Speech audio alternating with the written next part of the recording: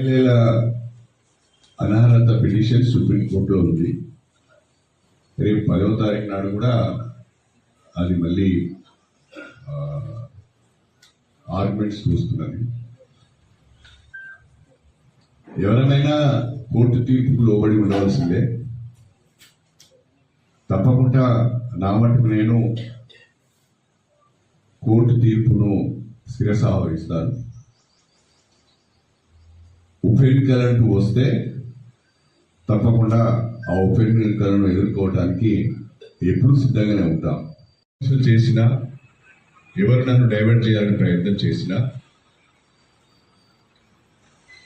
నేను ఈ టర్మ్లో నియోజకవర్గానికి నా శక్తి మేరకు నిధులు తీసుకువచ్చి అభివృద్ధి పనులు చేసి నియోజకవర్గ ప్రజల రుణం తీర్చుకోవాలనే పట్టుదలతో పనిచేస్తున్నానని చెప్పి నేను ఈ సందర్భంగా తెలియజేసుకుంటున్నాను. 15 సంవత్సరాలుగా ప్రతినిధిగా ఉన్నవాళ్ళు 10 సంవత్సరాలు ప్రభుత్వం ఉండి కూడా చిన్న చిన్న పనులు కూడా చేసుకోలేకపోయారు.